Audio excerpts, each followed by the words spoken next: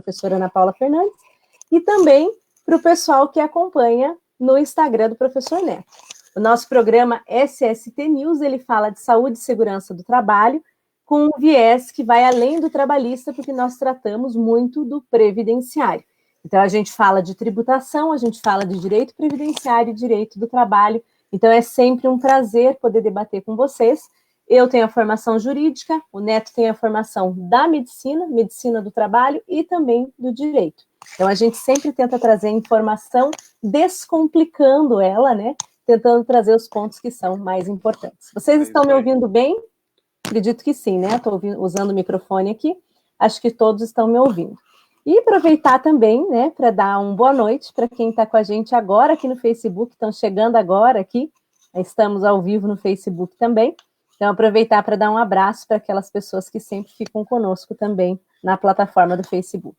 Neto, então para a gente iniciar, vou dar boa noite aqui para a Andréia, que já escreveu ali para mim, para as inúmeras pessoas que estão escrevendo aqui no Instagram, Irossi Simone, Rodrigo Estevão Campos, aqui todo o pessoal, a Joelma, Geni Arruda, Andressa Bittencourt, Léo Santos, Marli Marçal, um grande abraço para todos, Igor Perini. O Facebook sobe tão rápido os nomes que às vezes a gente não dá conta, né, de acompanhar. Abraço para o Luiz da Lujur também. Vocês viram que nós já iniciamos essa live com desconto? É uma live muito especial, né? Isso, começamos recebendo desconto no livro do professor Neto. Quem que não maravilha, né? Não é o sempre que a gente tem desconto, né, Neto? Não é sempre, não. O Luiz está anunciando aqui para quem está no Facebook acompanhando, não viu ali no Instagram, que ele está no Instagram, ele colocou um cupom de desconto, é só entrar no site lujur.com.br e quem quiser adquirir meu livro de perícia médica, visão trabalhista e previdenciária, vai digitar o cupom live.10 e vai ter 10% de desconto, tá bom? Excelente. Então, ele já está dando esse descontão aí para vocês. E a gente, hoje, vamos tratar da questão do PGR, né, Ana, que a gente tinha comentado, que a gente ia tratar sobre o programa de gerenciamento de risco, que é um tema que está crescendo muito na questão de saúde e segurança no trabalho, com a publicação da nova redação da NR1, né? A gente falou no último programa sobre essas modificações que teve nas normas, e aí agora a gente vai tratar especificamente de um ponto, como a gente disse, a gente vai trazer vários pontos das normas que foram alteradas, e a gente vai trazer especificamente um ponto que é o programa de gerenciamento de riscos, né? Excelente. E dentro disso, então, Neto, eu vou começar perguntando para você, porque hoje é um tema que tem muito a ver com a área de medicina do trabalho e com a área de engenharia também, né? A gente tem que trazer teu irmão aqui para falar um pouco também. O meu irmão também é engenheiro, mas meu irmão não trabalha com essa parte de ambiente laboral. E o que eu gostaria de começar, para quem não entende muito, porque a gente está falando aqui de meio ambiente de trabalho. E para falar de meio ambiente de trabalho, a gente precisa saber que existem inúmeros formulários, né, que são de preenchimento obrigatório pelas empresas, para que elas cumpram as determinações do Ministério do Trabalho. Essas determinações, elas vão mais além, elas são também abarcadas pela legislação previdenciária, logo o INSS vai cobrar, e também a Receita Federal. Então, às vezes, o mesmo documento, ele vai ter reflexos, né, Neto? Na Justiça do Trabalho, na fiscalização trabalhista, na Justiça Previdenciária, através da fiscalização do INSS, e também na Justiça Tributária, quando eu estiver falando de algo que vai ter reflexo tanto no ambiente administrativo, no CARF, como também dentro do tribunal, dentro da justiça, para falar, por exemplo, de uma questão que envolva tributo. Eu ia falar regressiva, estou com regressiva na cabeça, mas para falar de uma tributação. Isso. Aí, Neto, eu queria partir lá do princípio. Queria que você explicasse para as pessoas. Nós tivemos uma mudança em 2020. Essa mudança a gente já comentou no domingo, que muita coisa veio para tirar algumas regras que eram, né, ineficazes, porque elas, na verdade, elas não tinham sentido. Algumas coisas elas foram se perdendo ao longo do tempo, então a gente modernizou essas regras. E existe uma pecha, né, um preconceito de que tudo que é retirado da NR, ela está prejudicando o trabalhador. Nós já comentamos no domingo que não se trata disso. Então, eu queria passar para você explicar um pouquinho para as pessoas O que é um ambiente laboral e como que eu fotografo ele através de um formulário, e que você contasse para as pessoas o que era o PPRA, já que o PPRA ele tinha uma função tão importante no passado, né? Sim. A gente falava tanto de PPRA, é um documento que, embora não seja muito do conhecimento dos previdenciaristas, a maioria dos previdenciaristas tem uma ideia do que seja. Eu queria que você falasse um pouquinho do PPRA e dissesse como acontece essa substituição. Bom, o PPRA, que é previsto na NR9, né, que agora está sendo modificada, que é o Programa de Prevenção de Riscos Ambientais, ele continha no seu conteúdo contemplando 3 principais tipos de risco, vamos chamar assim: os riscos químicos, físicos e biológicos. E qual que é a ideia do PPRA? A ideia do PPRA é você identificar o risco, né? Então, você primeiro fazia uma identificação daquele risco, fazia uma análise daquele risco, e aí você vai, a partir dessa identificação, vamos dizer assim, uma análise qualitativa, eu vou identificar quais são os riscos. Alguns desses riscos eles podem ser quantificados, então eu vou fazer uma análise tentando quantificar, identificar, vamos dizer assim, esmiuçar, falando num termo mais leigo, assim, eu ir atrás do risco, o que é aquilo, o que aquilo significa, quais são as repercussões daquilo para o trabalhador, e aí eu passo para medidas, para um plano de ação, que seria justamente você adotar medidas para que você previna que aquele risco ambiental cause algum tipo de prejuízo para o trabalhador. E essas medidas elas podem ser desde medidas administrativas até medidas de proteção coletiva e medidas de proteção individual. É muito comum a gente ver as pessoas falarem assim: ah, mas o protetor auricular, tal. O protetor auricular, esses protetores, equipamentos de proteção individual, na verdade, conforme a legislação estabelece, eles seriam o final da linha, né? Por que o final da linha? Porque primeiro eu tenho que tentar eliminar este risco, ou seja, tirar aquele risco do ambiente de trabalho, minimizar a exposição do trabalhador àquele risco com medidas no ambiente de trabalho, para depois eu pensar no fornecimento de um protetor, tá? Então, a ideia é sempre eu adotar primeiro medidas de caráter coletivo. Por quê? Porque eu protejo um maior número de pessoas. A medida de caráter individual, eu vou estar protegendo só aquele indivíduo. Então, a ideia seria essa.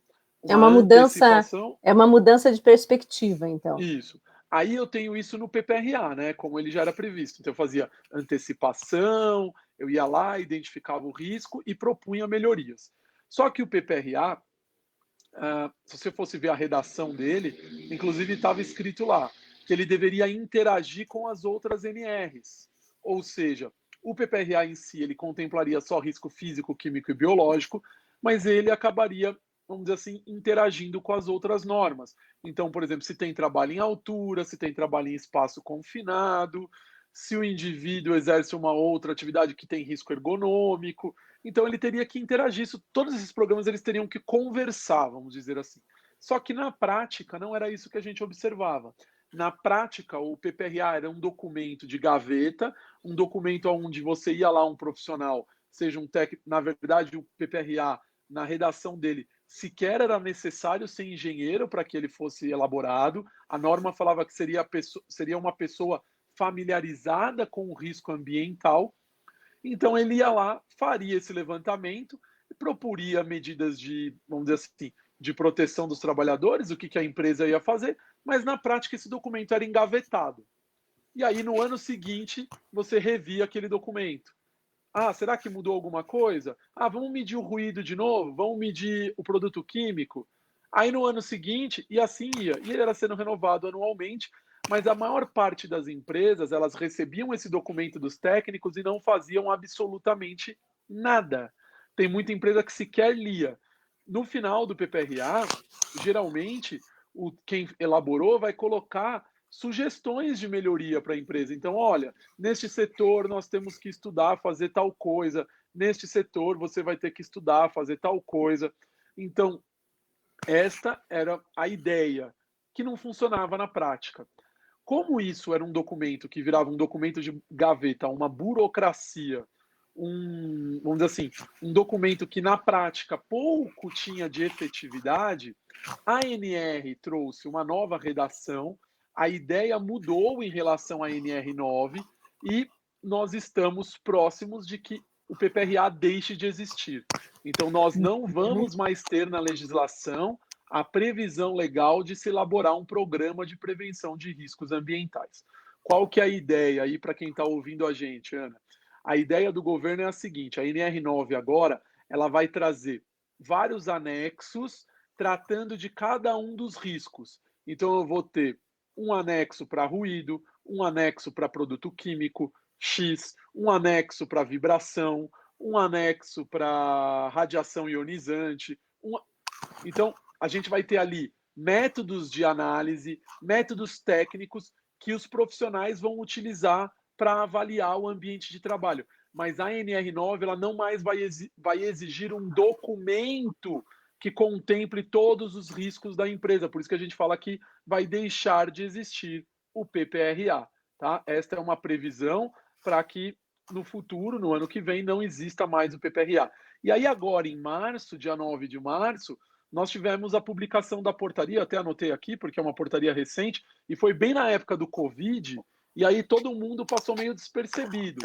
Mas nós tivemos publicado no Diário Oficial da União a portaria 6730, de 9 de março de 2020, que foi publicada no dia 12 de março de 2020. O que essa portaria trouxe? Ela trouxe para dentro da NR1 o conceito do que eu estava falando de PGR, Programa de Gerenciamento de Risco, que é uma novidade trazida pela legislação. Né?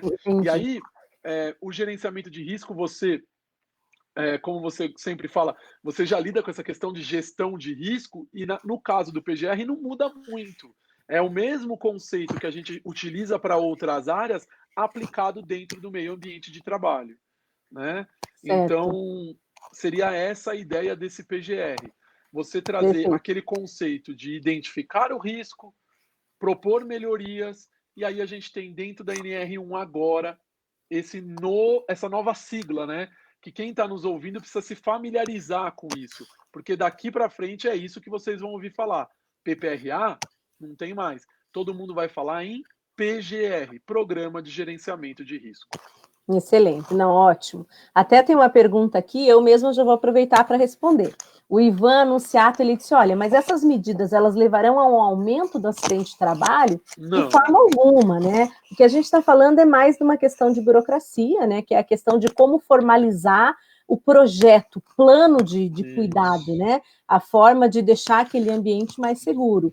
O que a gente tenta reduzir, eu observo, inclusive, que é uma tentativa que a Secretaria da Previdência e Trabalho vem fazendo, é tornar esses formulários mais úteis. Mais o que a gente tinha no passado eram formulários que acabavam sendo muito burocráticos, mas que não garantiam o cuidado ou a indicação de qual era o risco específico também, né, Neto? E uma integração maior, porque qual que é a ideia do PGR? Você não se ater, porque o PPRA, muitas empresas faziam isso porque era o que estava na legislação. Muitas empresas faziam só risco físico, químico e biológico. A ideia do PGR, não. É um documento que contemple uma integração de todas as NRs. Então, essa que é a ideia. Você tem um documento que centralize, um programa que centralize todos os riscos ambientais da empresa que vão estar contemplados nas normas regulamentadoras. Perfeito. Até aqui eu vou passar só para algumas perguntas agora do Instagram. O pessoal fez o seguinte comentário, até a Andréa Vicari, que é nossa amiga querida, né? Em breve vai estar conosco. Ela falou duas coisas. A primeira, ela falou, primeiro que o PPRA, ele nem sempre demonstra o layout verdadeiro, né? E eu faço até um comentário aqui, porque eu acho que justamente pelo fato de que o PPRA, ele se atém a tantas partes burocráticas, a essa divisão de risco, que às vezes ela é desnecessária. Estou falando de uma empresa que não tem nada daquele risco, ela trata de uma outra situação, e aí agora ele vai ser muito mais específico, né? Não vai perder tempo com algo que é desnecessário. A ideia do PGR é essa, você não... Por exemplo, todo PPRA, as empresas viam lá, tem risco físico, vamos medir ruído. vamos medir ruído do ambiente que você sabe que não tem ruído. Para quê? Para quê? Né? Exatamente. Então, a ideia agora é você direcionar. Então, se eu tenho chumbo na minha empresa, eu vou fazer um programa para controlar o chumbo. Eu não preciso ficar avaliando ruído se não tem ruído. Se eu não tenho fonte de calor, para que eu vou avaliar o calor? E assim por diante. Então, com isso, a empresa consegue focar no que é mais importante. Que é a ideia, inclusive, de efetividade, que a gente vai tratar no domingo quando a gente falar de planejamento estratégico. Isso, né? Exatamente. E quando a gente fala de planejamento estratégico, para quem está acompanhando e às vezes não sabe o que o termo significa, é colocar a energia e as ações da empresa em algo que tenha efetividade, resultado, né, tanto na proteção como também para a empresa se defender e também atuar nas questões de trabalho, previdência e tributo. Porque senão você está jogando dinheiro fora, né, Ana? Você está, por exemplo, eu vou lá e tenho que colocar um técnico avaliando ruído em ambiente administrativo, porque de repente isso vai... Qual que é o sentido de... Entendeu? Então eu consigo direcionar... Nós trabalhamos dentro das empresas com recursos escassos. Nós temos, como as empresas gostam de falar, budget, né? Essas siglas em inglês eles adoram, né? O mundo corporativo vamos fazer um call... é cheio dessas coisas em inglês, né? Que vai chique. Mas o que isso quer dizer? Nós temos uma verba limitada para estar atuando em saúde e segurança no trabalho. Se eu fico gastando esse dinheiro com coisa que não tem nada a ver, quando eu preciso gastar para fazer uma análise química de um produto que efetivamente eu tenho na minha empresa, eu não vou ter dinheiro. Porque eu gastei fazendo análise de calor de um setor que não tem fonte de calor. Então, com isso, você consegue direcionar mais. E a Andrea fez uma pergunta de que vai substituir o PPRA, né? O documento que vai substituir isso. Pelo que está previsto na NR1, na nova redação da NR1, esse documento é o documento base do programa de gerenciamento de risco, que ele vai contemplar o que a gente chama de inventário de risco.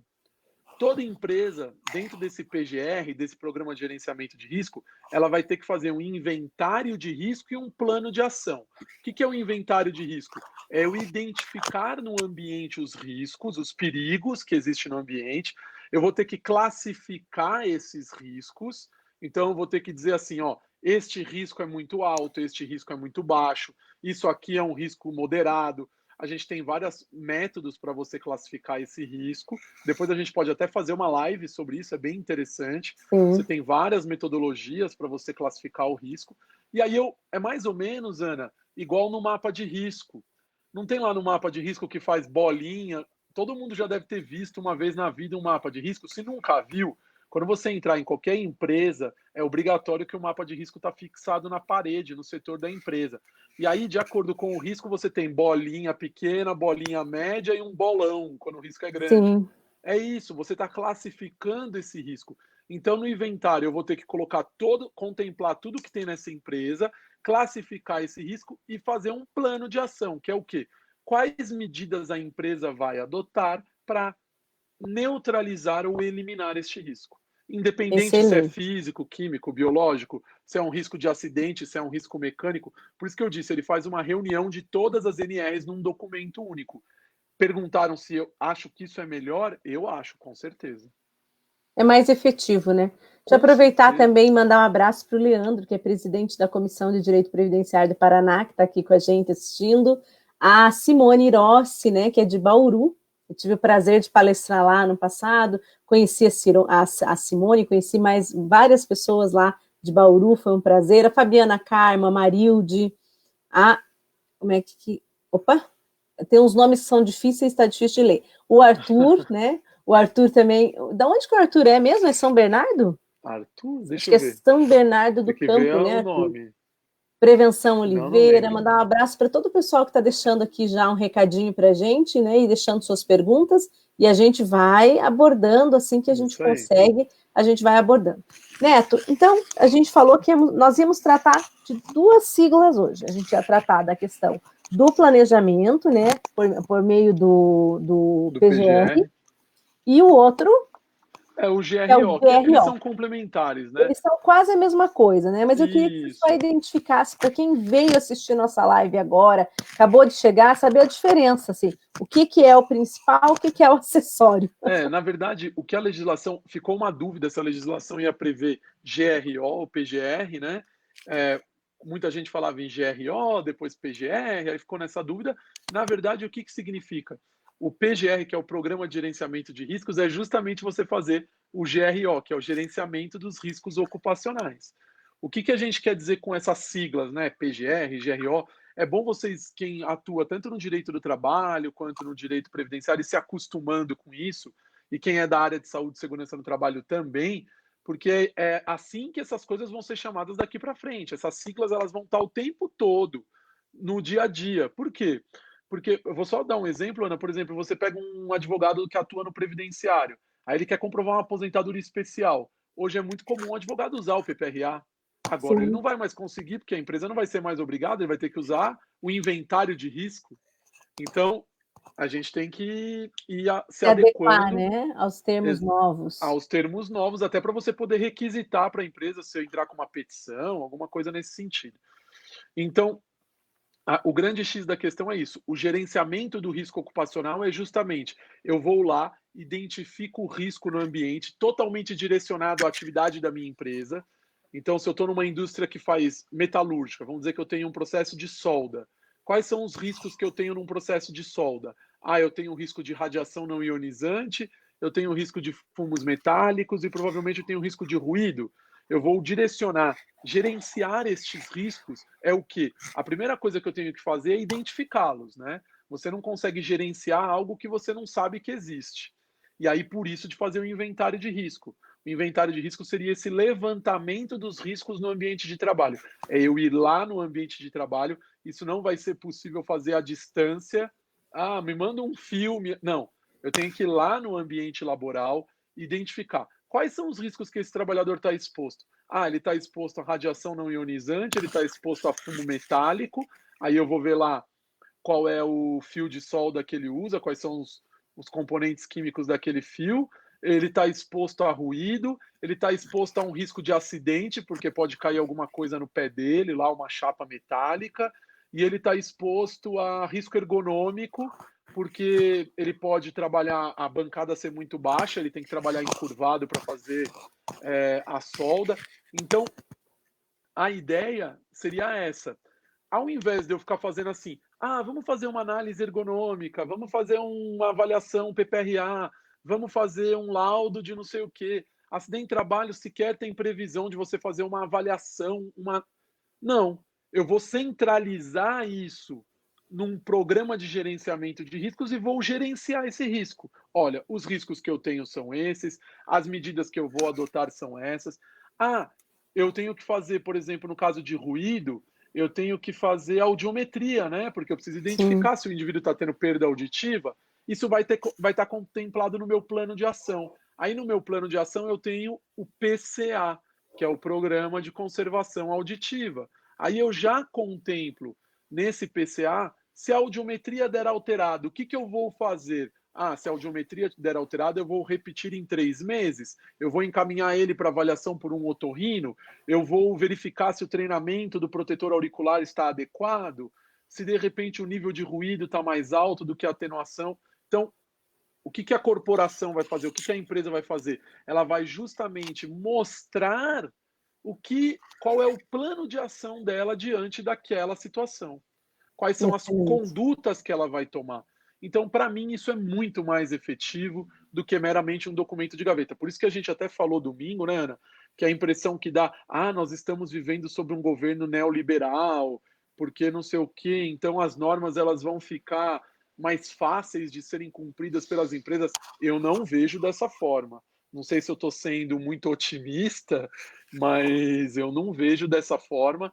Ao contrário, eu vejo que se essas medidas forem efetivamente implementadas como está na legislação, na nova redação, isso vai trazer um ganho muito grande para os trabalhadores e para as empresas.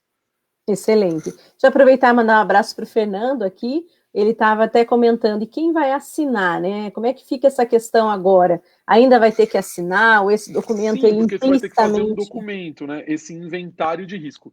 Existem alguns documentos que só engenheiro de segurança do trabalho pode fazer. Outros, a legislação permite que técnicos de segurança também façam.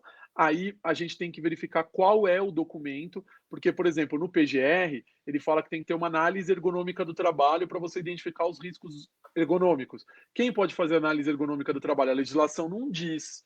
Então, pode ser um fisioterapeuta com pós-graduação em ergonomia, pode ser um médico, pode ser um engenheiro que tenha pós-graduação na área. Eu, por exemplo, fiz pós-graduação em ergonomia, na sala tinha psicólogo, tinha médico, tinha fisioterapeuta, tinha enfermeira, tinha uma série de pessoas que fizeram o curso. Então, você não tem específico na legislação dizendo quem é. Agora, outras coisas tem, por exemplo, laudo da NR10.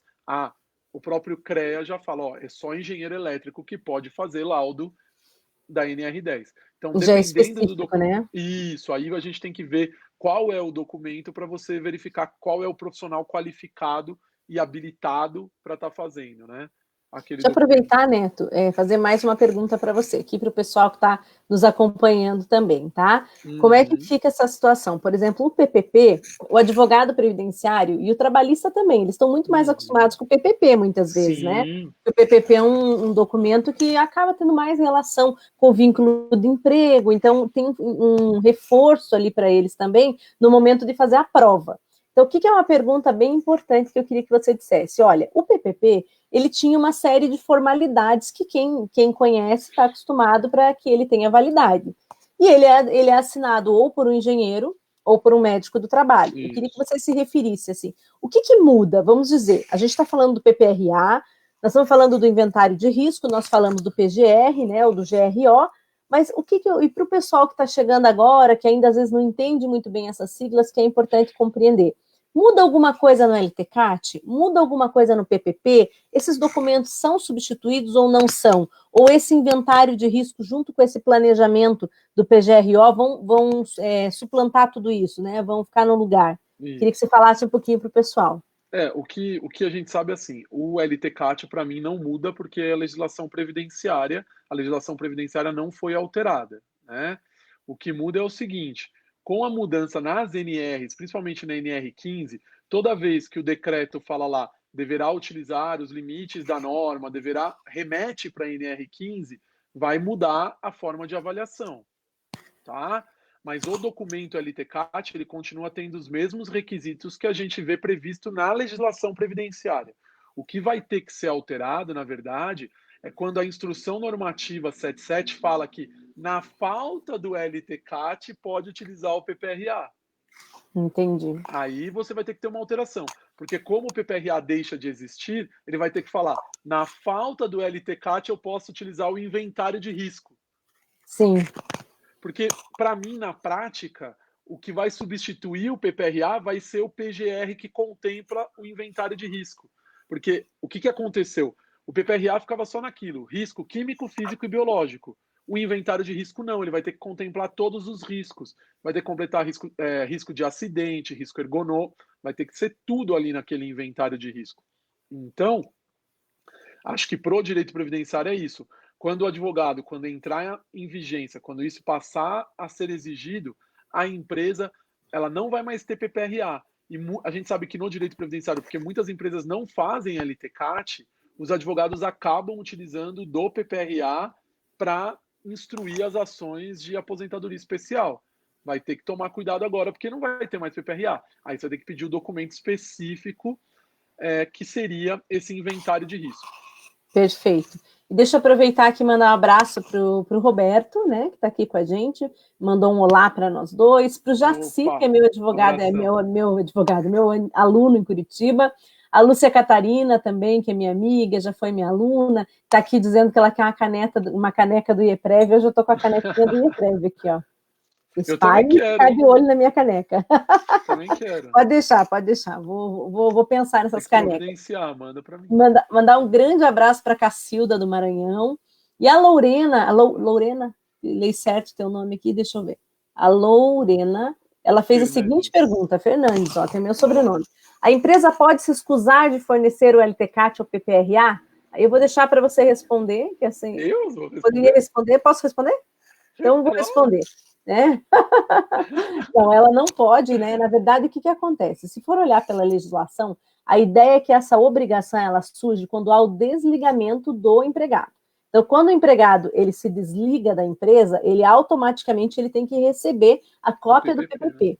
Nós não falamos em cópia do LTCAT normalmente, por quê? Porque de julho, na verdade, de 31 de julho de 2004 em diante, o que a gente tem? O PPP ele passa a ser uma fotografia do LTCAT. Por quê? Tudo que é importante para aquele empregado tem que constar no formulário PPP.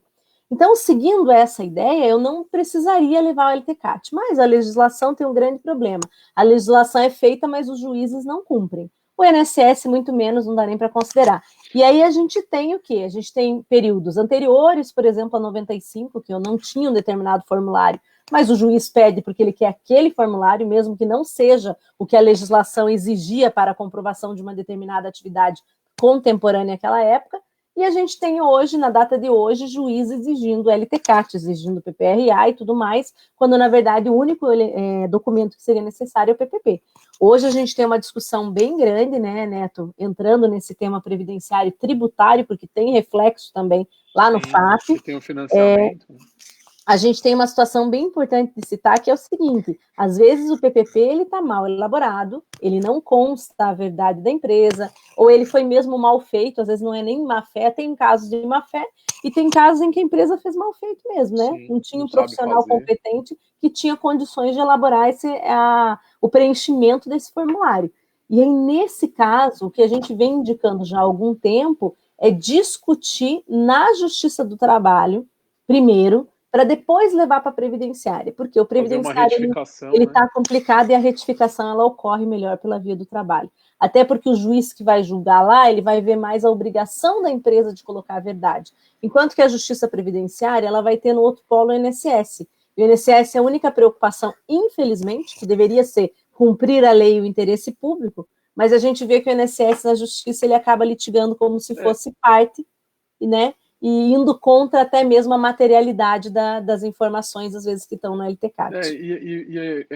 Essa é uma questão bem complicada, né? Porque, teoricamente, o PPP é um documento público, a empresa assina, e ele tem que ter sua validade. Se há uma desconfiança, eu entendo que caberia à Previdência, se fosse o caso, fiscalizar a empresa ou ela solicitar o documento para a empresa. Né? Sim, se ela desconfia da veracidade do PPP. E no caso do Poder Judiciário, a mesma coisa. Se o INSS, que é parte na ação, entende que aquele PPP apresentado como prova não é válido ou não deve ser aceito, caberia a ele ir atrás da prova. Então, ele que pedisse para que o juiz oficiasse a empresa e determinasse a juntada do documento ambiental que deu origem ao preenchimento do PPP.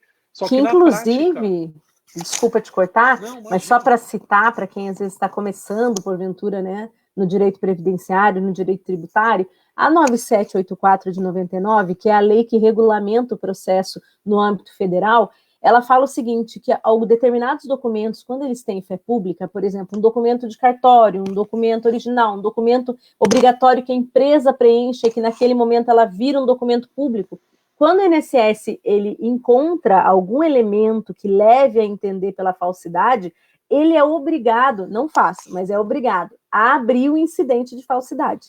Então, é isso que o professor Neto está falando, ou seja, dentro do processo administrativo, automaticamente caberia ao INSS não jogar o ônus para o segurado. Esse ônus nunca foi do segurado. Né? Na via judicial, a gente ainda pode discutir de quem seria o ônus, mas no administrativo, a norma ela é contundente. Jamais o administrado, né? Só que não é o que a gente vê na prática, né, Neto? Não. Na prática, o INSS joga a culpa para o segurado e se vira. E dá prazo para ele apresentar a documentação sob pena do indeferimento. Né? Totalmente contrário. Se eu não me engano, o artigo da 9784 é o 34. Eu vou dar uma olhadinha daqui a pouco, enquanto a gente tiver uma outra pergunta. Aproveitar aqui, Neto, mandar um grande abraço para o Fernando de Queiroz Ramos, que ele é lá do estado do IEPREV, né? Lá de Minas, está sempre conectado com a gente. Um grande abraço para ele. Um abraço para o Carlos. Olha só, o Carlos está dizendo para a gente mandar um abraço para São Miguel do Guamá, no Pará. Opa, São Miguel do Guamá, no Guamá. Pará. Um grande abraço. Um grande abraço também. Eu dou muito aula em Belém, né? Eu já dei aula em Marabá, do Pará, uma época, e eu ainda dou aula em Belém. Eu tenho mais 3 viagens esse ano, então todo ano eu estou lá. Para Joana Costa Miranda, para Raquel Satiro, a Lorema fez algumas considerações aqui. É bem isso, Lorema, que a gente considerou aqui a respeito da prova, né? A Cristiana Freitas respondeu alguém que perguntou se vai ficar salva, ela fica 24 horas salva, isso, mas na nossa fanpage ela fica indeterminado, e no canal do YouTube, o Neto tem um canal. Neto, fala teu canal. Instituto Paulista de SST, é só acessar lá no YouTube e os vídeos estão todos lá, desde a primeira live que a gente fez. E o canal da professora Ana Paula Fernandes também no YouTube. Lá no meu canal do YouTube, eu vi o Neto fazer, daí eu copiei. O Neto fez uma sessão, assim, só para SST News. Aí eu achei legal e separei também, porque se vocês forem no meu canal, vocês vão ver que tem a live, que é o Bate-Papo Previdenciário, que é exclusivamente matéria de direito previdenciário, embora a gente fale também de meio ambiente laboral. E aí tem o SST News, que é falando de segurança e saúde do trabalho. Então eu dividi lá no meu canal para ficar mais fácil de encontrar. Eu vi o Neto fazer e daí eu copiei. Imagina. Isso aí foi o YouTube que criou, não filho? Olha lá, aí o pessoal tem perguntas já. A Adriana fez a seguinte pergunta: tem prazo para pedir retificação de PPP? Não, é uma ação imprescritível, né? Porque é uma ação declaratória, não tem prazo. Perfeito. Então, Adriana, já está aí a tua resposta, né? Quando a pessoa for se aposentar. Mas é claro, se você for acompanhar a dica dos especialistas que falam de retificação, faça o quanto antes, né? Lógico. Você imagina que você tenha que fazer uma perícia ambiental na empresa. Se você fizer a perícia daqui 30 anos, é óbvio que ela não vai retratar a situação hoje existente na empresa. Até porque a gente espera que as empresas vão melhorando ao longo do tempo. É isso que a gente espera, né? Que o ambiente laboral ele vai melhorando. O ambiente laboral de 2020 certamente não é igual ao ambiente laboral de 1990 na mesma empresa. Então, espera-se que vá melhorando. Se você demora muito, a prova vai se perdendo. Se for fazer uma perícia no local, vai ser mais difícil de comprovar, com absoluta certeza. Ah, com certeza, né? E aqui também a Lorena falou, olha, outra dúvida, o LTCAT, o PPRA, eles são registrados junto ao MTE? Aí não há esse registro. André Vicari falou o seguinte, perdão, desculpa, pode falar. Não, é isso mesmo, não há obrigação de registro, né? Eles são fiscalizados, no caso do PPRA, pelo Ministério do Trabalho, através das delegacias. Eu sempre esqueço que acabou o Ministério do Trabalho, Ana, me desculpa. Através da Secretaria de Inspeção do Trabalho, junto ao Ministério da Economia, né? Mas é difícil porque a gente fica com isso na cabeça. É um hábito, né? Já falar Ministério do Trabalho, não tem mais Ministério do Trabalho. Então, eles passam por fiscalizações, mas não há obrigatoriedade da empresa ir lá e protocolizar o documento, não. Eles ficam à disposição da fiscalização na empresa. Excelente. E aqui também aproveitar para responder, a André Vicari fez uma consideração importante, olha, a gente falou quando entrega, né? Quando não entrega, aí pode entrar o empregado com uma ação de obrigação de fazer para a empresa apresentar o PPP, né? Tudo na trabalhista, esse entendimento é meio pacificado, né? Porque como é relação empregado, empresa trabalhadora, aí a via seria na Justiça do Trabalho. Exatamente. Um abração para todo o pessoal de Belém. A Joana, minha aluna, está aqui também mandando um abraço, né? Em breve estarei aí novamente. A Andréia aqui mandando parabéns para a gente. Obrigado, o Wanderson mandando uma boa noite para a gente também. E aí aproveitar para falar aqui que o Bernardo Wagner já chegou aqui. Bernardo, nosso amigo queridíssimo também, Bernardo, né? Tudo bem? Já chegou aqui com a gente. A Carla Bavoso, a Viviane, elas falaram que estavam com furacão, né? São as crianças em casa, mas deram um pulinho para olhar um pouquinho a nossa live. Stephanie, que ela é aí do Paraná. Né? A Stephanie Vilas Boas. Isso, ela organiza uns cursos aí na área de saúde e segurança no trabalho, bem legal. Excelente. E, inclusive você deu aqui, foi aqui no estado que você deu um curso de gestão, né? Aí em Curitiba e teve um outro lá em Londrina também. Bacana. Muito bom. Bem, Neto, hoje a nossa live ela é um pouco mais curta, mas eu quero aproveitar para fazer mais algumas perguntas para você antes da gente encerrar. Bem, então a gente está falando o seguinte, a gente está dizendo que a gente teve uma mudança, essas mudanças elas começaram a ocorrer já no final do ano passado, houve uma consulta pública a respeito de diversas dessas alterações. Essa consulta não foi muito divulgada, a gente tem que reconhecer isso, né? Essa consulta eu mesma só fui ver que estava em consulta, já estava um tempo em consulta, quando você comentou comigo. E o que a gente precisa saber disso, então? A gente está se encaminhando para uma grande alteração daquilo que a gente conhece como regramento de ambiente laboral. Sim, Uma mudança de paradigma, uma mudança do paradigma da discussão individual para a discussão coletiva, isso. Uma mudança de paradigma para documentos que falem de projetos utópicos e passem a tratar de questões específicas de risco, né? A ideia é tratar o risco em si individualmente, mas com aplicação coletiva, né? Isso, e na peculiaridade de cada empresa e não uma coisa genérica para todo mundo. Isso. Então a gente sai daquele documento padrão preenchido por todos igual e a gente entra no que você falou, por exemplo, que são documentos do risco específico e também projetos e adoção de estratégias específicas para aquele determinado risco, que você deu até alguns exemplos quando a gente começou. Então a gente pode compreender que o PPRA ele vai deixar de ter aquela carinha que ele tem, né? Eu não vou mais falar hipoteticamente, que o PPRA nada mais é do que uma análise meio hipotética das coisas que podem acontecer, né, dentro da empresa, até daquelas que não tenho ainda ideia que façam parte. E aí, então, a gente vai tratar, como você já disse, do PGR, que é um combinado ali com o GRO, né? Um planejamento combinado.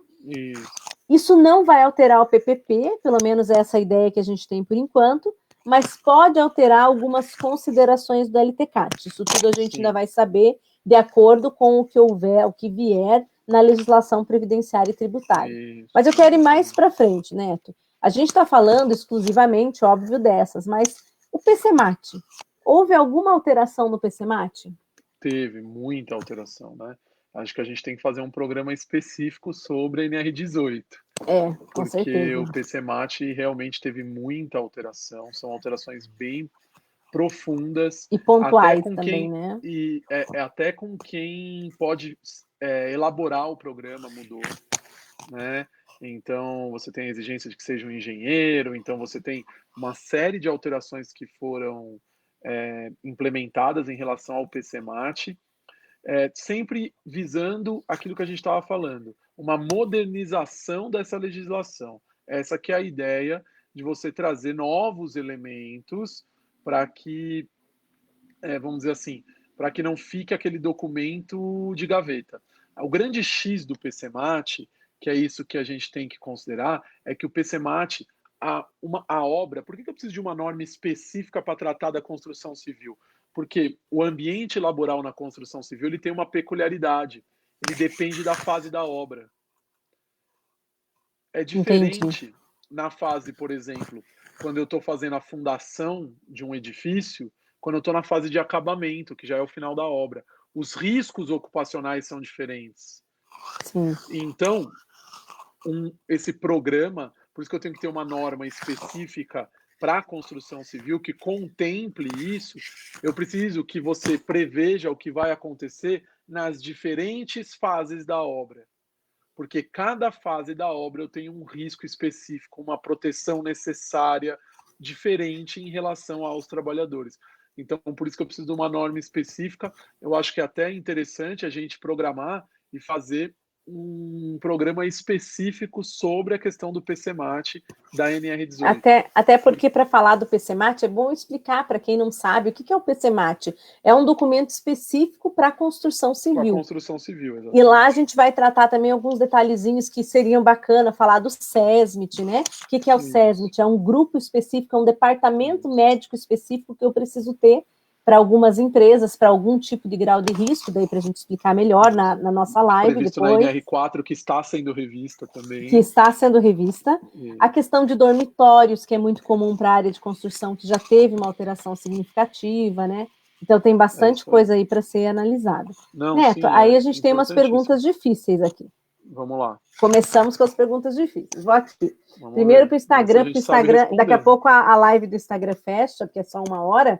Então, eu já vou fazer a pergunta do Instagram primeiro. Olha o que a Ana Vamos lá. Cláudia Paz, ela falou. Paz. Não sei se eu falei certo. Alguma dica para delimitar a perícia técnica na Justiça do Trabalho, a fim de declarar a exposição, visto que muitos peritos só veem a insalubridade ou a periculosidade? Sim. A dica técnica é: defina o objeto da perícia na audiência, manda o juiz colocar qual é o objeto. Esse é um grande problema para quem entra com ação para pedir retificação de PPP. O que acontece na prática? O juiz trabalhista, ele não está acostumado com o direito previdenciário. Esse é um problema que a gente enfrenta também no limbo, né? Então, como o juiz ele não está acostumado com a legislação previdenciária, ele muitas vezes não sabe sequer o que é um PPP efetivamente, qual é o porquê. Ele não julga ações que envolvam um PPP. Ele não sabe o que é isso. Então, o advogado ele tem que ter, vamos dizer assim, a técnica de que na audiência, quando o juiz determina a realização da perícia, que geralmente é na audiência trabalhista, para que o juiz coloque lá expressamente o que precisa ser esclarecido, o objeto da perícia. Então, essa perícia não é uma perícia para caracterização de insalubridade. Essa é uma perícia para que se avalie o meio ambiente de trabalho e se consigne os riscos ocupacionais a que o indivíduo está exposto, independente de existir insalubridade ou não, porque o PPP tem que contemplar os riscos ocupacionais. Então, o advogado tem que mesmo que delimitar isso, porque senão vai vir, e eu já vi muito isso, Ana, vem o laudo do engenheiro e ele fala assim, há insalubridade por ruído, ou há insalubridade por, sei lá, não sei o que, mas ninguém está perguntando se tem insalubridade ou não, não tem pedido de insalubridade, o pedido é de retificação de PPP. E aí, como ele não tem a técnica, o conhecimento, Isso. ele acaba não discutindo nem a exposição e nem a mensuração. Primeiro, se é quantitativa, se é qualitativa, e se for quantitativa, quanto é. E o pior, né? Porque aí você retifica o PPP, vai no INSS, o INSS não aceita. Sim. Porque se você vai não lá serve para nada. Não serve para nada. Vai falar, tá bom, retificou e colocou lá um produto químico, aí o INSS fala, tá, mas esse produto químico aqui, a avaliação deveria ser quantitativa e não qualitativa. O que está previsto na legislação previdenciária? Então, isso é uma questão muito importante para quem milita nessa área.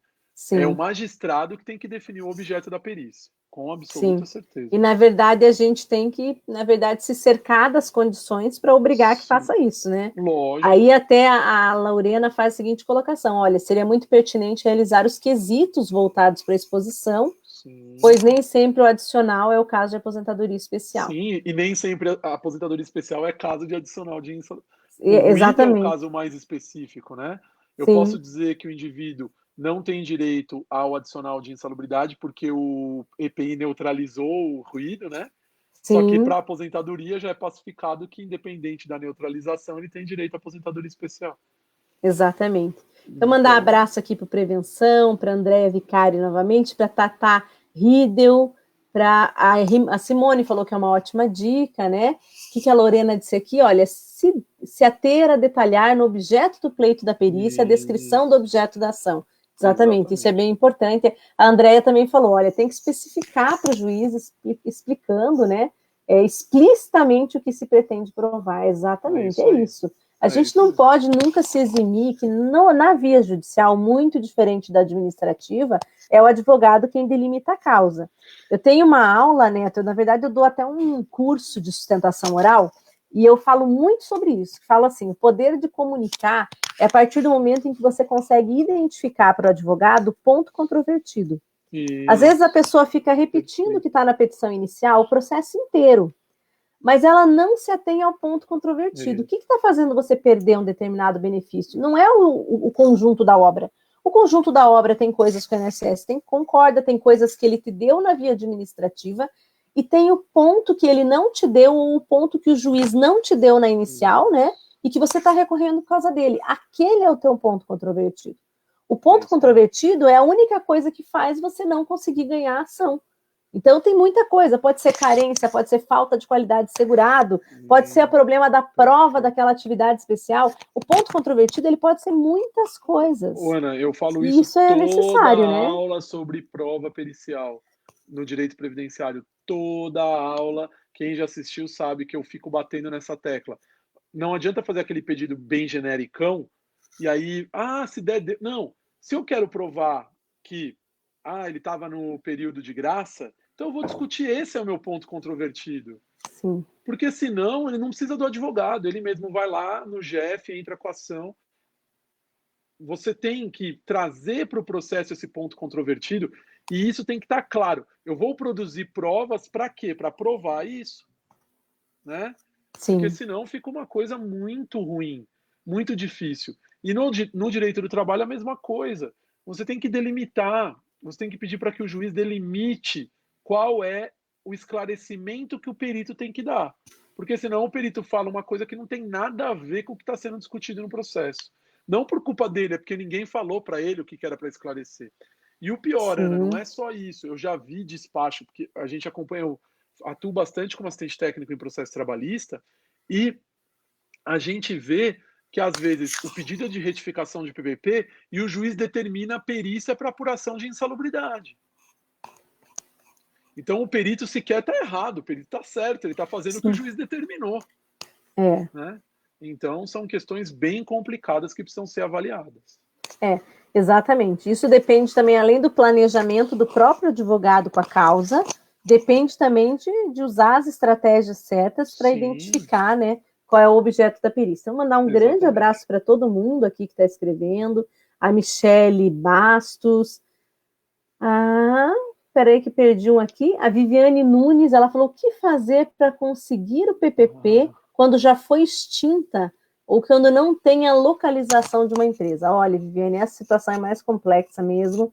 Normalmente a gente faz pesquisa se houve falência, se tem síndico responsável, se há algum documento arquivado, se no banco do TRF, o banco às vezes tem laudo, tem algum documento que você possa pedir para o próprio perito elaborar o PPP com base num laudo que você encontrou. Uma prova emprestada, né? Uma prova emprestada, mas isso não é fácil. Mandar um abraço para todos que estão mandando beijo aqui. E até perícia em empresas por similaridade também, a gente já viu alguns casos, né? Então, por exemplo, a gente fazia muito numa época para construtora, quando faliu aquelas grandes, né? Perdão, porque você tem... Não, imagina. Você tem uma indústria metalúrgica, seu trabalhador era prensista. Aí você, não tem mais essa, mas de repente pode fazer numa outra empresa que dá para tentar isso. A gente já viu alguns advogados utilizando essa estratégia.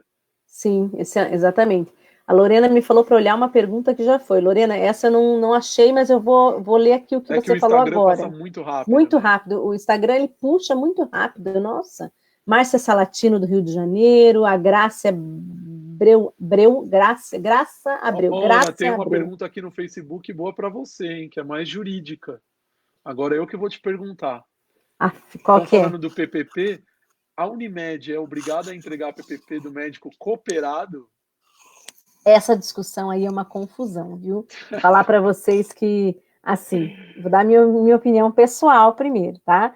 Na minha opinião pessoal, não. Eu também entendo. Tá? Porque cada cooperado, ele não é empregado da Unimed. Então, ele exerce uma atividade por meio, né? Através da cooperativa. Então, não existe essa relação previdenciária. A menos quando ele é um contratado direto e ele exerce suas atividades dentro do ambiente laboral da Unimed. Aí é diferente. Aí eu tenho, por exemplo, a recepcionista do como é que eu posso falar lá, aquela grande clínica lá que atende o destinatário final que contrata o serviço da Unimed. Sim. Eu tenho a recepcionista, eu tenho o médico, nesse caso, eu estou falando do médico que atende ali os seus próprios colegas, ou que às vezes ele está ali para fazer um atendimento direto, aí é diferente. Mas o cooperado que tem a sua clínica, que tem a sua empresa, que trabalha dentro do hospital, não.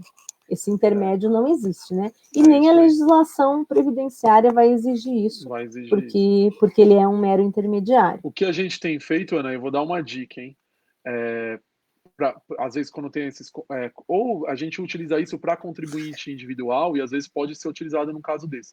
Apesar da legislação não prever você fazer um LTCAT, por exemplo, a gente tem feito um documento similar no mesmo molde do LTCAT sobre o ambiente de trabalho, elaboramos um PPP, né, com base nesse documento, e aí o advogado, na via judicial, geralmente tenta comprovar a exposição ao agente, né? Que A essa gente é a tem feito pergunta da isso. Lorena.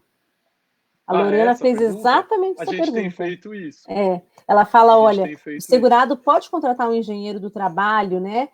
Quando a empresa se recusa a fornecer e pode ser sem a assinatura dela, aí são Então, duas situações diferentes. é diferente. Uma coisa é o empregado, né, Isso, Neto? não pode. E a O empregado outra não é o pode. contribuinte individual, aquele autônomo que a gente chamava no passado, que o autônomo, existe também uma discussão da atividade especial para algumas classes do autônomo, existe, né? E aí a gente tem várias discussões, mas aí ele poderia sim elaborar, ele pode contratar, ele pode fazer o LTCAT, ele pode fazer o PPP, né? Só que Aí isso é uma também outra vai ser situação. discutido pelo INSS, sempre precisa de algumas provas adjacentes ao processo, né? Isso, Que é diferente exatamente. do empregado. Agora vamos dizer Do lá, empregado. o médico trabalha para o hospital com carteira assinada, dentro do hospital. Não, ele não tem como, ele não pode elaborar. E o que ele tem que fazer é entrar na justiça, né, Neto? Isso, aí você nomeia um assistente técnico para acompanhar a prova pericial, aí é diferente. E aí quem vai preencher a lacuna é o perito auxiliar do juiz. Ele que vai preencher a lacuna da falta desse documento. E já que você fez essa pergunta para mim, eu tenho outra para você. Outra? Vamos lá. Eu tenho uma aqui do Facebook, da Marlene. Deixa eu marcar aqui. Vocês falaram em retificação de PPP. E quando o que se quer retificar é o PPRA ou o LTCAT, por não representar a realidade laboral do empregado, posso fazer na Justiça do Trabalho ou na Previdenciária? Sempre, eu entendo que é sempre na trabalhista, tá? E não tem problema, porque o que acontece? Quando você entrar pedindo a retificação do PPP, na verdade, o que aquele engenheiro que o juiz vai determinar que vá no ambiente de trabalho ele vai fazer um laudo. Esse laudo, ele serve para a gente para utilizar como prova, como se fosse, por exemplo, um PPRA, um LTCAT. Porque qual que é a função do LTCAT e do PPRA? Vamos falar especificamente do LTCAT, né, que é um laudo. Porque existe uma diferença entre programa e laudo. Isso é que as pessoas às vezes confundem. E até é importante a gente estar falando de programa de gerenciamento de risco. Neto, deixa eu só fazer um adicional. Vai fechar a live do Instagram. Então eu queria que você se despedisse do pessoal, porque é só uma hora. Então já está com 57 minutos. Tem 3 minutinhos para fechar. Então vai acabar no Instagram. O pessoal corre para o Facebook. Venha para o Facebook que a gente vai terminar. Está aqui no Professora Ana Paula Fernandes na fanpage. Isso, então vamos para o Facebook que eu vou responder essa questão da retificação do PPP, tá? Isso, pode falando já. Desculpa te cortar, só para a gente já se despedir do pessoal, dizer muito obrigada. Tchau, e estejam com a gente agora no domingo. Domingo às 9 horas. Domingo, 9 horas, hein? Isso. A gente vai falar de NTEP e FAP. Perfeito. Márcia Salatino também falou ali, que ela também é engenheira de segurança do trabalho. Um abraço, Márcia. A gente vai terminar agora de dar as respostas aqui. E aí, como a gente falou, a gente concorda também para o médico autônomo. Pode continuar, Neto. Bom, então, o que acontece é o seguinte, a gente tem que fazer uma diferenciação entre laudo e programa. Programa é um documento que eu vou fazendo ao longo do tempo, ele é como se fosse um filme. Ele não é uma foto de momento. O laudo é uma foto. O laudo, ele tem conclusão. Toda vez que eu falo num laudo, eu tenho conclusão, tá? Então, quando eu falo de LTCAT, o LTCAT ele tem que ter uma conclusão. Esse indivíduo preenche os critérios da aposentadoria especial ou não, eu concluo isso. O PPRA eu não tenho essa conclusão. O PPRA, na verdade, o que existia até hoje, eu estou identificando os riscos ambientais, mas o objetivo do meu PPRA é a preservação da integridade física e da saúde do trabalhador. Ele tem objetivos diferentes. No caso do PGR, a mesma coisa. O programa de gerenciamento de risco, que é o que a gente está tratando aqui, ele é um programa que ele não vai ter uma conclusão, ele vai ter uma utilização ao longo do tempo. Ele é o tempo todo revisado. Tá? Então, tem que fazer essa diferenciação. O que ela está perguntando aqui? Retificar o PPRA ou o LTCAT. Você pode ingressar direto na Justiça Federal para solicitar a comprovação da aposentadoria especial, pedir prova lá e etc. Não tem problema. Só que o que a gente tem visto muitos advogados fazerem e tem se mostrado mais efetivo é, antes de você entrar na Justiça Federal pedindo já para fazer perícia, etc., como muitas vezes, às vezes, você tem dificuldade na produção dessa prova na Justiça Federal, os advogados têm entrado primeiro na trabalhista pedindo a retificação do PPP. Para fazer essa retificação, necessariamente um engenheiro ou um médico do trabalho vão elaborar um laudo que vai dar base para a empresa fazer a retificação, corrigir o que está errado, e aí você vai pegar esses 2 documentos e trazer para a federal, né? Então essa seria a ideia de você estar utilizando na Justiça do Trabalho a retificação do PPP, porque aí você vai tentar fazer na via administrativa, não conseguiu na via administrativa, vai para o judicial, né? Excelente. Então seria essa a situação. Mas essa diferenciação de laudo e programa é muito importante, Ana, porque ainda tem muita gente que confunde isso e acha que programa tem que ter conclusão. Programa não tem conclusão, tá, pessoal? Laudo é uma foto, aí eu concluo. Programa é uma coisa contínua que eu vou fazendo ao longo do tempo. Excelente. Aí eu só para então terminar aqui essa questão da Quênia. Isso. Ela falou, né? A Unimed é obrigada a entregar o PPP do médico cooperado não, empregado, sim, tá? Que a Unimed que pode figurar como empregadora, né? pode figurar como intermédio por cooperativa. A Kenny, então, falou, ok, fiz exatamente isso, então deu certo, né? E a Suzana Martins fez uma outra pergunta, que essa é para você também. Existe alguma forma de laudo para o profissional da saúde que atende no ambiente familiar para fins previdenciários? Então aqui eu acho que ela está falando como, por exemplo, o que o Anderson faz, que é o atendimento domiciliar, né? O home care, alguma coisa assim. Você vai fazer um laudo do ambiente, independente de onde ele atende. Você vai identificar os riscos. Quais são os riscos que ele está exposto? Ele está exposto a risco biológico? Vamos pensar agora, Covid-19. Nossa! Está exposto a risco biológico. Ele vai dentro da casa da pessoa. Ele tem que usar os EPIs necessários para isso. Aí é essa ideia que a gente tinha falado. Neste caso, alguns advogados têm adotado a estratégia de contratar um profissional para fazer um documento com o mesmo formato do LTCAT. Por que eu falo com o mesmo formato? Às vezes a gente até chama de LTCAT, mas ele não é um LTCAT. Porque a previsão na legislação para o LTCAT é que o empregador faça. Só que nesse caso não tem empregador, né? Sim. Só se ele for funcionário público, aí é uma outra questão, né? Sim. Que aí tem que ver qual que é o regime de contratação dele, se é regime próprio, se é CLT. E esse é um grande problema também, né, Ana, quando a gente está falando de profissional de saúde, porque a gente está falando desses programas para todo mundo. Só que hoje nós temos um grande contingente de profissionais expostos a risco no ambiente de trabalho e que não tem nenhum tipo de proteção específica e de programas para isso, porque infelizmente a gente sabe que o público, né, quem trabalha em regime, trabalha para a prefeitura, para o estado ou para a União, são os que menos têm essas proteções que eles exigem das empresas privadas. Sim, com certeza. Então, na verdade, é uma falha, né? Como a legislação do regime próprio ela foi silente muito tempo, mesmo depois em que ficou claro que eu posso, através primeiro da súmula 33, depois aquela ideia de que abria-se mão da necessidade de um mandado de injunção para emprestar a norma do RGPS para o RPPS, ainda assim é uma falha. Nossa, meu cachorro está revoltado aqui, gente. Deixa eu colocar meu fone de volta. Vocês conseguirem me ouvir, peraí. Deixa eu colocar aqui, senão vocês não vão conseguir me escutar mais. É uma falha muito grande, porque você tem um número muito grande de trabalhadores e que agora é o momento que a gente está vendo que eles estão na linha de frente de atendimento médico, por exemplo, que não tem nenhum tipo de programa específico regulamentado pela legislação como tem na iniciativa privada. Exatamente. Né? A gente usa, como você falou, por analogia. Não, né, Neto? Existe um preconceito do próprio Ministério Público do Trabalho, porque eles entendem que, como não é uma relação CLT, eles não precisam se incomodar. Depois, com a questão da súmula vinculante, eles começaram a se incomodar com a fiscalização. Então, a gente tem uma gama de profissionais que estão meio que num limbo, eu diria que é num limbo de fiscalização, que não fica muito claro quem fiscaliza o quê, porque não se trata de uma relação CLT, embora seja uma relação de trabalho. Então, é bem complexo. E a gente tem hoje grandes partes das prefeituras contratando em regime CLT, e às vezes não tem a mesma fiscalização que as empresas privadas têm em relação, por exemplo, à realização de exames periódicos, a realização agora de um PPRA, lá na frente de um programa de gerenciamento de riscos, entrega de EPIs.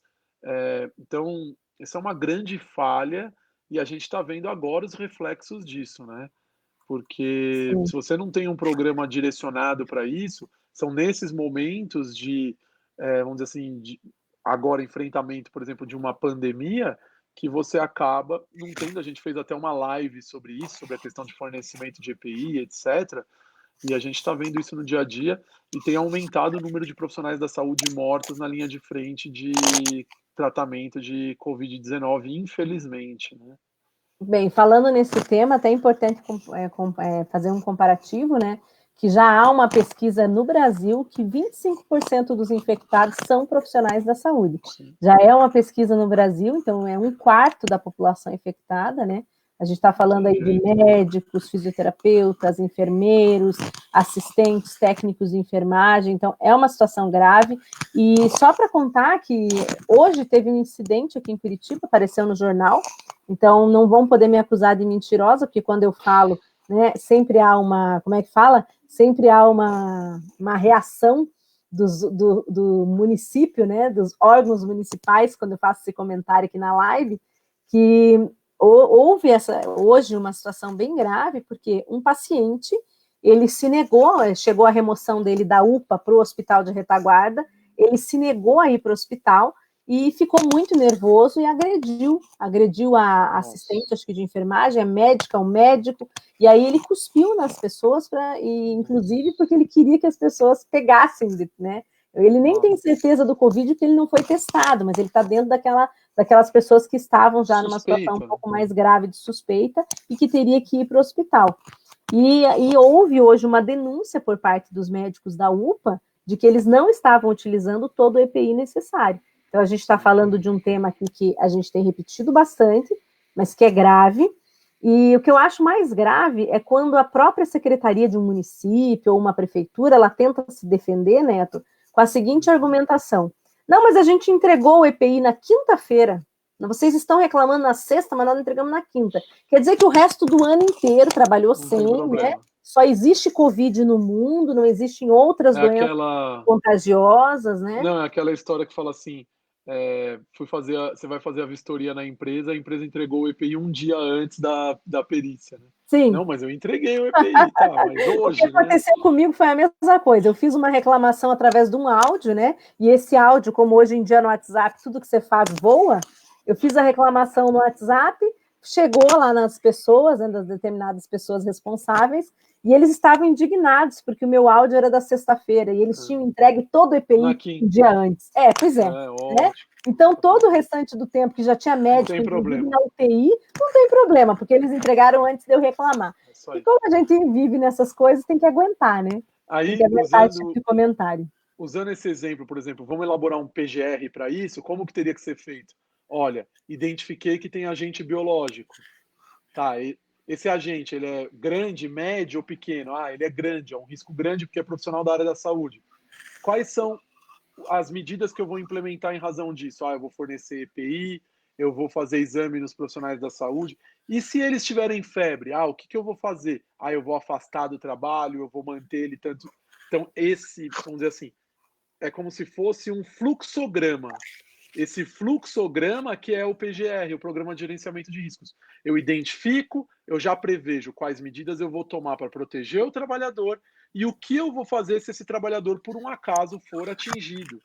Então, eu tenho todas as medidas a estratégia que eu vou adotar na minha empresa. A ideia é essa da NR1. Eu acho muito bom se isso for implementado da forma como está escrito. Tá? Perfeito. Aí a Viviane fez uma pergunta para você também, olha, o sindicato, ele pode fornecer o PPP? Se pode, isso tem validade? Eu entendo não está previsto na legislação. Uma coisa é emitir a CAT, né? Mas o PPP... que tem previsão legal. Eu entendo que não. Eu também entendo que não. Porque assim, eu posso como é que eu posso dizer assim, uma palavra correta para isso? Quando eu tenho alguém que não faz o seu dever, nem tudo pode ser legitimidade, né? Então eu não posso suprir tudo através do sindicato. Uma não CAT, tem legitimidade, né? E a gente vem de uma situação constitucional que deu ao acidente de trabalho um status de um risco gravíssimo à saúde pública e à saúde do trabalhador. Então, Ana, isso tem um tratamento diferente, né? Fazer só um comentário sobre a questão da comunicação de acidente de trabalho, da CAT. A gente, um programa de SST News, é importante esclarecer isso para as pessoas. A CAT, a comunicação de acidente de trabalho, a função dela, é claro, é preservar o direito do trabalhador, mas a função maior da CAT é orientar para que a gente possa saber do que os trabalhadores estão adoecendo, do que eles estão morrendo no ambiente de trabalho, para que eu possa direcionar políticas públicas, fiscalizações. Então, por isso que a gente fala que o acidente de trabalho é uma doença de notificação compulsória. Da mesma forma que nós estamos vendo agora com a Covid-19, teve Covid, eu tenho que notificar o Ministério do que está acontecendo, a comunicação de acidente de trabalho ela serve para isso. Eu comunico o que está acontecendo, é claro que vai visar garantir o direito ao auxílio-doença acidentário, a aposentadoria por incapacidade permanente acidentária, se for o caso, auxílio-acidente, tudo bem. Mas, vamos dizer assim, em última análise, para que serve isso? Por exemplo, por que foi criada a NR35, trabalho em altura? Porque o Brasil registrava muitas mortes de trabalhadores em altura na construção civil, principalmente. Então aí o governo fala, olha, eu tenho que criar uma política pública, eu tenho que criar uma norma regulamentadora que regulamente o trabalho em altura para eu reduzir a incidência desses óbitos, dessas mortes, desses acidentes. Sim. Então, a ideia da CAT também é de vigilância epidemiológica, vamos chamar assim. Não é só... É mesmo, é grande, e depois ela passou a ter um outro efeito, né, Neto, que eu gosto de comentar isso. A professora Cláudia Salles, ela sempre falava no livro dela o seguinte, não existe informação inútil. Obviamente, sim, isso vem com alguma coisa depois. Depois a gente teve a criação do FAP, e até de julho de 2017, o número de abertura de CAT, ou seja, o número de emissões de CAT, tinha um impacto no tributo. Hoje isso caiu, porque nem toda CAT tem um benefício vinculado, mas por muito tempo, né, aí de 2009 até 2017, a notificação em si trazia junto um aumento de carga tributária. Então, sim, é importante as pessoas entenderem isso também, né? Ó, a Ana Cláudia ali colocou, Ana, dá uma olhadinha ali no Face. A gente tá só no Face agora. Agora só no eu Face. Até esqueci. Ana Cláudia, aqui, ó. Aqui ela já deu tá uma resposta, respondendo, né? Isso. Não pode, né? Com exceção do Sindicato dos Trabalhadores Avulso, que é o OGMO, né? O órgão gestor de mão de obra, nenhum outro sindicato tem permissão legal para fornecer o PVP. E daí eu vou dar uma explicação, porque uma coisa é o sindicato e a outra é o órgão gestor de mão de obra. Muitas vezes eles acabam figurando como se fosse a mesma coisa, mas eles não são, só para fazer uma complementação do que a Ana Cláudia Paes está falando. O órgão gestor de mão de obra, ele é o responsável tributário pelo intermédio do trabalhador avulso. Então, ele é, na verdade, o empregador. O empregador de verdade é aquela pessoa que contrata esses trabalhadores avulsos para o trabalho final. Como é impossível que uma mesma pessoa... Vou dar um exemplo daqui, vamos dizer, do Porto. Eu não vou ter, por exemplo, uma mesma loja que vá todos os dias chegar um navio para ela lá no Porto, mas eu preciso que essa pessoa esteja lá. O Porto, ele é um poder público, ele não tem vontade de ter esses trabalhadores, seria um risco muito grande para a administração pública ser responsável por esses trabalhadores, e eu também não posso colocar essas pessoas numa total informalidade. Isso aumenta miserabilidade, caos social, doenças e tudo mais. Então, o que eles criaram? Uma lei, para quem não sabe, estou dando essa explicação aqui, para o trabalhador avulso. O trabalhador avulso, ele é uma figura única, é uma figura criada por lei, ele é convencionado por lei, ele é um trabalhador que, de certa forma, ele é autônomo a partir do momento em que ele se prontifica a trabalhar para diversas pessoas diferentes, como se fosse um prestador. Mas ele sofre o intermédio de alguém que dentro do porto fica responsável, isso pode ser também para ensacar cacau na Bahia, isso pode acontecer também na indústria extrativista de sal, isso pode acontecer, mas é mais comum no Brasil, no porto. E aí o que acontece, só para esclarecer? O OGMO, que a gente chama, que é o órgão gestor de mão de obra, ele vai figurar, na verdade, como um intermediário. Ele é um intermediário na atividade, mas tributariamente, trabalhista, né, na área trabalhista, ele figura como empregador.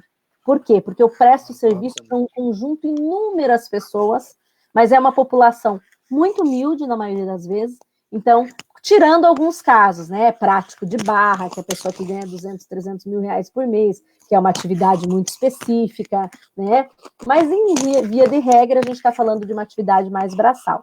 Inclusive... E aí, por que o OGMO pode fazer o PPP? Perdão, Neto, te cortar. Porque Não, ele é o empregador naquele momento. Ele não atua naquele momento como sindicato. Tá, mas eu posso ter um sindicato, na falta do OGMO, eu posso ter um sindicato que faça as vezes do OGMO? Posso. Mas é só para esclarecer, porque o sindicato está atuando como OGMO, mas não como sindicato, porque o sindicato não pode fazer. Pode falar, né? Isso aí. Não, isso, e inclusive o OGMO ele tem que cumprir, inclusive, as normas regulamentadoras. Tudo. Por causa justamente dessa gestão da mão de obra que ele fez, ele tem que fazer o cumprimento dessas normas de saúde e segurança no trabalho. Exatamente. Ele é, na verdade, ali, né, a figura como do se fosse um empregador, entre aspas, um empregador. Né? E a Viviane Nunes também deu um ok, o Bernardo Wagner falou, a maior dificuldade é com questão dos seguranças, né? O PPP é muito complicado pela complexidade do seu preenchimento. Ele é complexo mesmo, e para quem está muito tempo na área, ele começa a ficar até mais fácil. Mas uma empresa nova, que não tem uma assessoria, sofre para fazer um documento do jeito que ele tem que ser. Porque, na verdade, o preenchimento do PPP ele pode ser feito pelo administrativo da empresa. Ela vai utilizar os dados dos documentos ambientais, mas o preenchimento ele pode ser feito pelo RH, por qualquer pessoa da empresa, né? Então, geralmente quem preenche PPP é o RH. Se não tiver um conhecimento... Eu tenho essa dúvida, se não deveria, no caso das empresas que têm um departamento de medicina, se não deveria ser preenchido pelo médico, mas o que eu observo é que só passa pelo médico para revisar. Na verdade, o que a gente, eu posso falar aí para os meus, eu tenho empresas clientes, no caso, algumas empresas solicitam sim que a gente faça o preenchimento do PPP. Eu não posso assinar pela empresa, mas o preenchimento com os dados, sim, feito por nós, e aí vai para o RH revisa e aí eles fazem a devida assinatura. Né? E aí, só para complementar, Neto, a Viviane ela falou o seguinte, ó, eu pergunto, pois essa semana um cliente me procurou para dar entrada na aposentadoria especial, ele é vigilante de banco com uso de arma. Aí, nesse caso, quem tem que colocar é o banco. Só que deixa eu fazer salientar uma coisa. Sim. Normalmente, os vigilantes de banco, eles são terceirizados. Isso. Então, quem preenche o PPP não é o banco, é a terceirizada. É aquela que coloca aquele trabalhador para executar aquela atividade. É o empregador direto, né? E aí você vai ter o preenchimento do PPP, e aí você vai ter que entrar na discussão se a periculosidade, porque o vigilante de banco que ele tem não é nenhuma exposição ambiental de agentes de, vamos dizer assim, riscos físicos, químicos e biológicos para a aposentadoria especial. Aí vai entrar na discussão da questão da periculosidade, que é o risco da integridade física dele por ele ser vigilante. É uma outra discussão, né? E não é pequeno, nós vamos trazer um dia só para falar disso. Dia nós vamos trazer para falar só de quantitativo e qualitativo, mensuração, e outro dia para a gente falar dessas questões. Olha, o Anderson estava sumido, apareceu aqui, ó. Muito complexo para o atendimento domiciliário, ele está falando, né? Já que tratamos de situações de UTI no domicílio. Ainda tem mais essa ainda, porque fala, vai no domicílio, tá lá tomar café e comer bolo. Não é verdade. Tem muita gente que está em home care. Sim. Então tá você tem várias situações. Gastrostomia, tráqueo, fazer a manobra, né? Troca. Então você tem vários riscos ali naquele ambiente, né? Uma coisa interessante, Ana, sobre essa questão, você estava falando eu lembrei agora que você falou da questão do banco, para o PGR vai ter que ter uma integração entre o tomador da mão de obra e a empresa terceirizada. Porque esse PGR ele vai ter que ser um PGR que contemple as duas coisas. Essa que é uma grande questão para a gente discutir, né? Não vai ser documentos separados. O banco tem um e o... Não. Você vai ter que ter um documento que contemple tudo, porque está naquele mesmo ambiente. E o mais importante é que todo mundo tem que reconhecer aquele risco.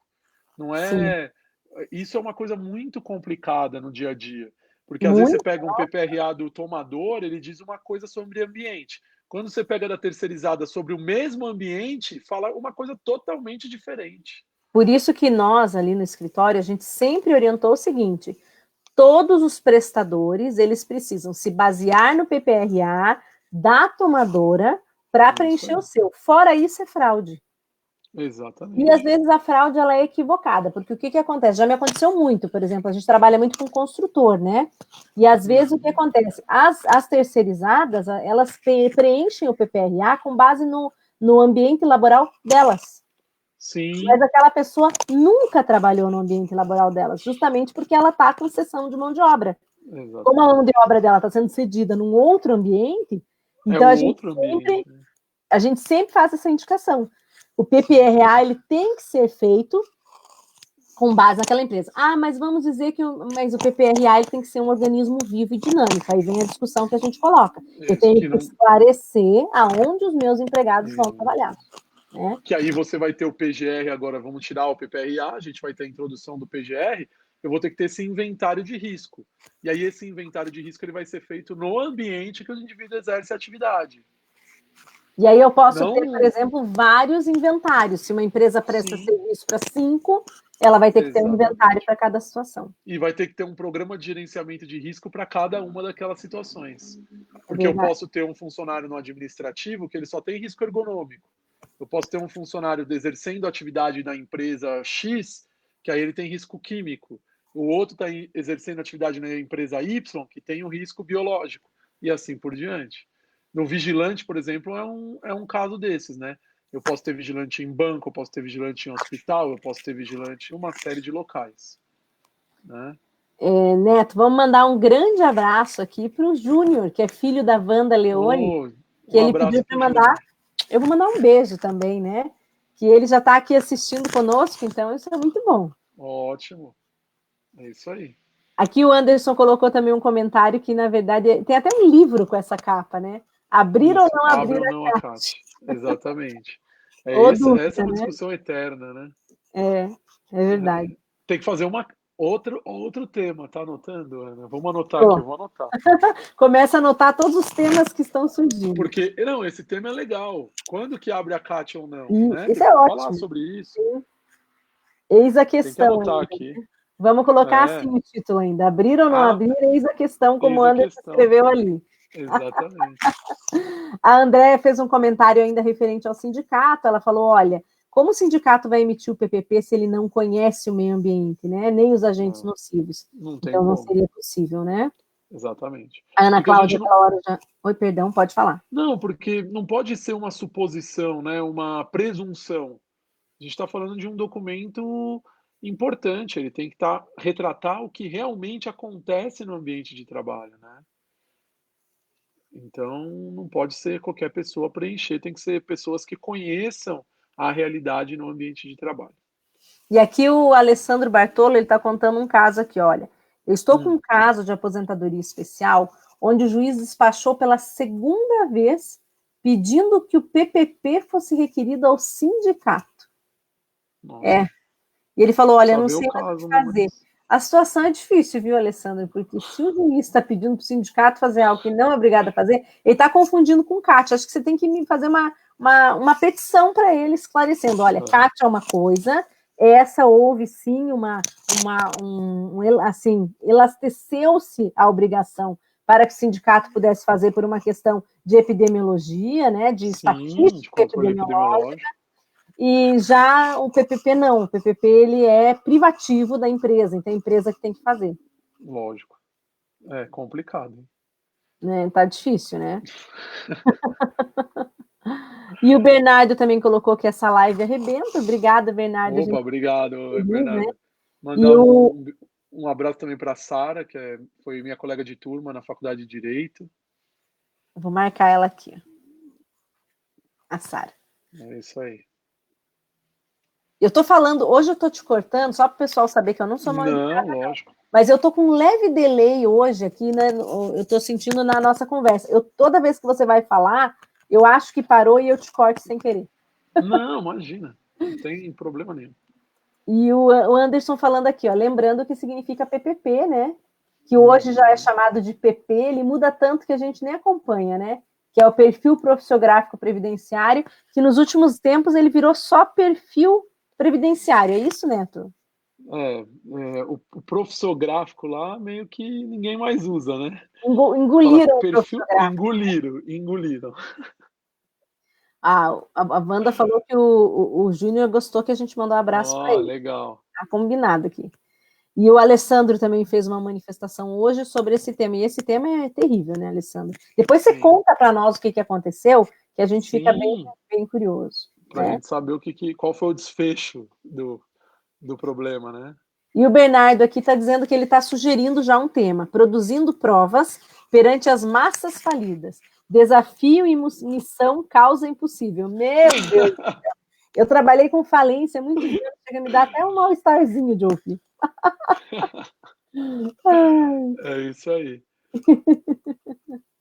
Então é isso, né, pessoal? Então a gente já falou bastante, conseguimos adentrar no tema. Todo dia a gente está trazendo um pouquinho para a gente poder discutir com vocês os conhecimentos que o Neto tem, os conhecimentos que eu tenho também da época da advocacia empresarial. Acho que a gente sempre pode somar. E eu vou pedir para vocês, quem gostou, compartilha, por favor, para chegar num número maior de pessoas. Curte primeiro, aí compartilha para ajudar a gente para que a live... Se inscreva no canal no YouTube, tanto o meu quanto da professora Ana Paula Fernandes, né?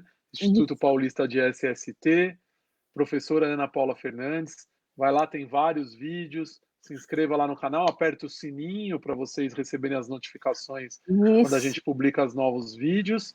E eu acho que a gente abordou bastante essa questão do PGR. É um tema novo, a gente trouxe isso para vocês porque vocês vão cada vez mais ouvir falar em programa de gerenciamento de risco quando for falar de meio ambiente e trabalho. É a novidade, é a palavra, a expressão do momento, a sigla do momento, PGR, todo mundo falando PGR. Se você procurar, todo mundo fala, porque o PGR, né? Então, o momento é esse, tem que estudar sobre isso, porque vai ter mudança muito grande no meio ambiente e trabalho em relação a essa parte de documentação com a vigência dessas novas NRs. E domingo, né, já vou deixar aqui o convite, Ana, antes que a gente termine, domingo a gente vai falar de nexo técnico epidemiológico de FAP. Então é um tema bem interessante para os advogados entenderem como funciona. Eu vou falar sobre a questão da caracterização do acidente de trabalho na justiça, principalmente previdenciária, nexo técnico epidemiológico, e a Ana vai falar sobre a questão do FAP, sobre o que compõe o FAP, como que funciona. Então, são temas bem interessantes mesmo, né? Com certeza. A ideia, na verdade, é justamente colocar aquela pulguinha, né, aquela coisinha da dúvida, para que vocês possam estudar mais e também, na hora que se depararem com uma situação dessa, lembrarem ali do tema e saberem mais ou menos onde procurar. Acho que a ideia é essa, né? SST News, a gente trazer as novidades para vocês, o que está aí no momento sendo discutido, e deixar aquele gostinho de querer ir atrás da informação, né? Porque nunca vai esgotar toda a informação numa live de 1 hora e meia, mesmo 2 horas, não vai dar. Então, é para vocês, a gente dá um norte para vocês e vocês irem atrás da informação. Essa que é a ideia aqui da gente estar divulgando esses temas com vocês. E acho que o principal, que é uma preocupação que a gente sempre tem, que é o seguinte: as pessoas compreenderem que o direito, quando a gente fala de medicina do trabalho, quando a gente fala de engenharia do trabalho, segurança e saúde, está muito ligado ao direito. Tem uma ligação intrínseca com trabalho, previdência e tributo. Sim. E é muito importante, quanto antes a empresa percebe isso, eu sempre falo, quanto antes ela percebe que a rigidez do ambiente laboral, ela tem reflexos trabalhistas, tributários e previdenciários, antes ela consegue melhorar o custo fiscal dela e melhorar o ambiente para o empregado trabalhar também, né, Neto? A empresa começa a perceber que ela está jogando dinheiro fora. É essa que é a ideia, né? Porque se ela melhorar a efetividade em relação ao seu meio ambiente de trabalho, ela vai acabar pagando menos tributo, tendo menos repercussão trabalhista, menos repercussão previdenciária. Então, essa que é a ideia da gente estar difundindo essas questões para vocês, porque a gente precisa mudar essa mentalidade e as empresas entenderem o quão importante os temas relacionados à saúde e segurança no trabalho. Com certeza, excelente. Então, pessoal, é isso. Um beijo grande. Até domingo, né? Um abraço para a Stephanie, que acompanhou a gente aqui, eu vi ali que ela comentou, o Bernardo, todo mundo aí que está acompanhando a gente. A gente já viu, vocês têm que se acostumar com esse horário, né? Esses dias a gente vai fazer toda quarta, todo domingo, durante a quarentena, e aí depois a gente vai divulgar que dia que vai ficar a SST News, mas por enquanto toda quarta, todo domingo às 9 horas da noite. Aproveitando esse período de isolamento que a gente está com mais tempo na agenda, né? Que durante o ano é muito difícil. E eu quero mandar um abração para todos os meus amigos, meus colegas, os amigos que estão vindo do Instagram para o Facebook, e principalmente um abração para o meu marido, para o Anderson. Um abraço para o Anderson. Aí também, ele ficou aí, também está acompanhando a gente sempre, né? E amanhã ele tem plantão às 6 da manhã e ele está ali ainda assistindo. 6 horas, Anderson? 6 da manhã, Tem que dormir, cara. Não, calma, deixa ele me esperar, que a gente nem jantou ainda. Nossa, ainda vai jantar? Eu tô morta de fome, tô sem comer desde o meio-dia. Não, pessoal, às 21 horas. Nosso programa é sempre às 21 horas, tá? Isso, quem não pode assistir na hora, assiste no dia seguinte, deixa seu comentário, compartilha, mas não nos abandone, né? É isso aí. Sempre 21 horas, quarta e domingo. Um beijo grande, então. Um beijo para todos vocês, um grande abraço e até domingo, pessoal. Até domingo. Tchau, tchau. Tchau.